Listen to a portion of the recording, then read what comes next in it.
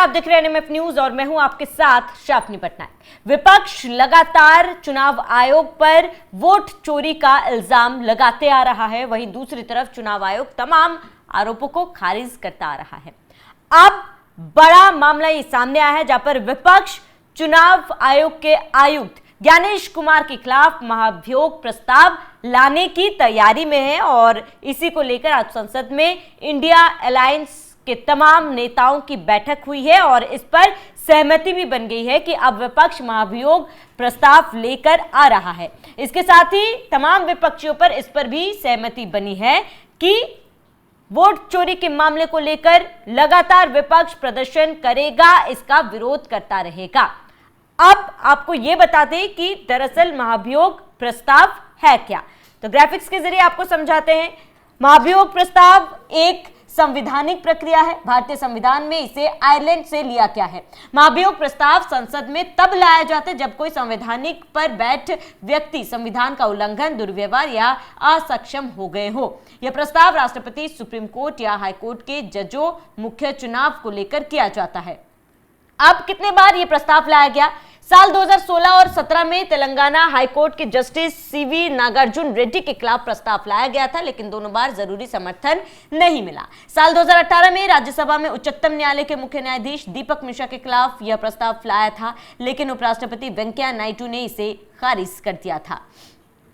वही अब बात करते, साल 2015 में 3 बार कोशिश हुई थी लेकिन असफल रही। साल 2015 में संसद में 3 बार महाभियोग प्रस्ताव लाने की तैयारी हुई थी लेकिन प्रस्ताव पेश नहीं हो पाया। मध्य प्रदेश हाईकोर्ट के जस्टिस एसके गंगले के खिलाफ महाभियोग प्रस्ताव लाने की तैयारी हुई लेकिन जांच के दौरान कोई भी ठोस सबूत नहीं मिल पाया, जिसकी वजह से कार्रवाई हुई। अब मुख्य न्यायाधीश पीडी दिनाकरन के खिलाफ महाभियोग लाने की तैयारी हुई तो उन्होंने पहले ही इस्तीफा दे दिया। जाति पर विवाद टिप्पणी करने में गुजरात हाईकोर्ट के जस्टिस जेबी पार्टीवाला के खिलाफ महाभियोग लाने की तैयारी हुई थी लेकिन उन्होंने अपनी टिप्पणी वापस ले ली थी। यानी कि महाभियोग प्रस्ताव लाने की कोशिश कई बार हुई थी लेकिन तमाम जितनी बार भी कोशिशें की गई वो असफल रही, लेकिन संसद तक 3 बार महाभियोग प्रस्ताव पहुंचा था, जो इसकी जानकारी हमने दी कि कब कब ये प्रस्ताव किन किन परिस्थितियों में, किन किन मामलों में पहुंचा था। अब कई बार लोगों की तरफ से कोशिश की गई कि महाभियोग प्रस्ताव लेकर आया जाए लेकिन ये कोशिशें असफल रही। ऐसे में महाभियोग एक संवैधानिक प्रक्रिया है, जैसे कि हमने बताया था। अब कोशिश तो विपक्ष की तरफ से फिलहाल लाने की हो रही है कि ज्ञानेश कुमार जो आयुक्त थे चुनाव आयोग के, उनके खिलाफ लाया जाए, लेकिन ये कितना सफल रहेगा ये देखना महत्वपूर्ण होगा। अब आपको बता दें कि भारत में अब तक कई लोगों के खिलाफ महाभियोग प्रस्ताव लाने की तैयारी हो चुकी है लेकिन केवल संसद में 3 बार ये प्रस्ताव पहुंचा है। साल 2015 में संसद में 3 बार महाभियोग प्रस्ताव लाने की तैयारी हुई थी लेकिन प्रस्ताव पेश नहीं हो पाया था। मध्य प्रदेश हाईकोर्ट के जस्टिस एसके गंगले की तरफ से भी उनके खिलाफ भी महाभियोग प्रस्ताव लाने की चर्चाएं थी लेकिन कोशिशें विफल रही थी। ऐसे में आपको बता दें विपक्ष चुनाव आयोग पर लगातार वोट चोरी का इल्जाम लगाता आ रहा है, आरोप लगा रहे हैं। इसको लेकर चुनाव आयोग ने प्रेस कॉन्फ्रेंस की। चुनाव आयोग ने खुलकर तमाम इल्जामों पर जवाब दिया। उन्होंने कहा कि भाई बार बार झूठ बोलने से कोई भी झूठ सच में बदल नहीं जाता है। इस तरीके से जनता को गुमराह करने की कोशिश विपक्ष कर रहा है। विपक्ष संविधान का अपमान कर रहा है, ये जनता का अपमान है, संविधान का अपमान है। विपक्ष ने राहुल गांधी को 7 दिन का अल्टीमेटम दिया कि या तो हलफनामा दायर करे या तो राहुल गांधी माफी मांगे। इसके साथ ही चुनाव आयोग ने राहुल गांधी से यह भी कहा कि भाई आपके पास अगर कोई सबूत है जिसका जिक्र आप बार बार कर रहे हैं तो आप सबूत लाकर आइए ना। अगर आपके पास लगातार आप ये कह रहे हैं कि ऐसा एटम बॉम्ब है जिससे चुनाव आयोग खत्म हो सकता है तो वो चुनाव आयोग ने ये कहा कि वो सबूत पेश करिए ना। राहुल गांधी सबूत पेश क्यों नहीं कर रहे हैं?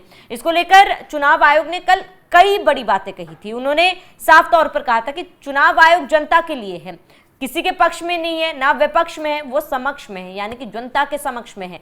जो भी कार्यप्रणाली है वो जनता के हितों को ध्यान में रखते हुए किया जाता है, नियमों को ध्यान में रखते हुए किया जाता है, संविधान को ध्यान में रखते हुए किया जाता है। लेकिन विपक्ष इस तरीके से बार बार गलत बयानबाजी कर रहा है। वोट चोरी जैसे शब्दों का इस्तेमाल नहीं करना चाहिए, चुनाव आयोग का ये कहना था। और उसके बाद खुल के चुनाव आयोग ने एक एक करके प्रेस कॉन्फ्रेंस में जो है राहुल गांधी के ऊपर हमला बोला था, जिसके बाद विपक्ष लगातार इस पर सवाल उठा रहा है। उनका कहना है कि इस तरीके से चुनाव आयोग की तरफ से प्रेस कॉन्फ्रेंस नहीं करनी चाहिए थी। चुनाव आयोग ने जो तमाम बातें कही है वो सही नहीं है। अब ये सवाल है कि भाई अगर आप आरोप लगा रहे हैं, उस पर अगर कोई जवाब आ रहा है तो आपको क्या दिक्कत हो रही है।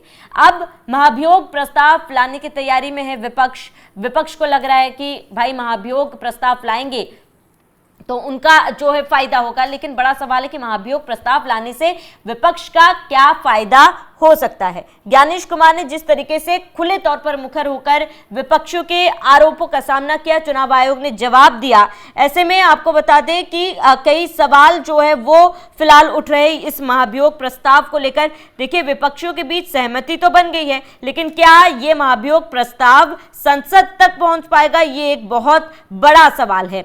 क्योंकि चुनाव आयोग और विपक्ष के बीच विशेष गहन पुनरीक्षण को लेकर यह लड़ाई चल रही है जो बढ़ती हुई नजर आ रही है। विपक्ष मुख्य चुनाव आयोग के खिलाफ महाभियोग प्रस्ताव लाने की तैयारी में, जिसको लेकर बैठक हुई।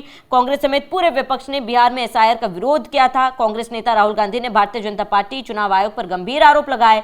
उन्होंने कहा था कि बीजेपी वोट चोर कर रही है और इसमें चुनाव आयोग उनका साथ दे रहा है। यह मामला ज्यादा बढ़ने लगा। विपक्ष मुख्य चुनाव आयुक्त ज्ञानेश कुमार के खिलाफ महाभियोग प्रस्ताव लाने की तैयारी कर रहा है और इसी को लेकर मीटिंग भी की जा रही है। चुनाव आयोग ने बता दी कि एक प्रेस कॉन्फ्रेंस की थी, जिसका जिक्र मैंने थोड़ी देर पहले किया था। वोट चोरी का आरोप झूठा और इससे ना आयोग डरता है और ना ही कोई मतदाता डरता है। आयोग ने लोगों से अपील की है कि अपने मतदान के अधिकार का जरूर इस्तेमाल करें। बता दें कि बिहार में एसआईआर के दौरान वोटर लिस्ट से करीब 65 लाख लोगों के नाम काट दिए गए थे। इस मामले को लेकर सुप्रीम कोर्ट चुनाव आयोग को आदेश दिया था कि सभी नामों को सार्वजनिक किया जाए।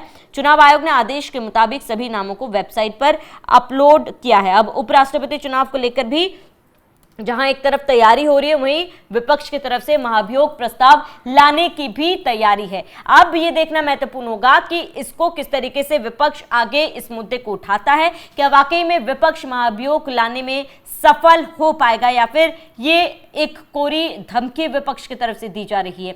जिस तरीके से आज बैठक हुई है, बैठक में महाभियोग को लेकर चर्चा भी हुई है, लेकिन कितनी सहमति बनती है और महाभियोग लाने में, महाभियोग प्रस्ताव लाने में विपक्ष कितना सफल होता है, ये देखना महत्वपूर्ण होगा। पूरे मामले पर आपका क्या कहना है, हमें कमेंट कर जरूर बताएं। साथ ही बने रहिए एनएमएफ न्यूज के साथ।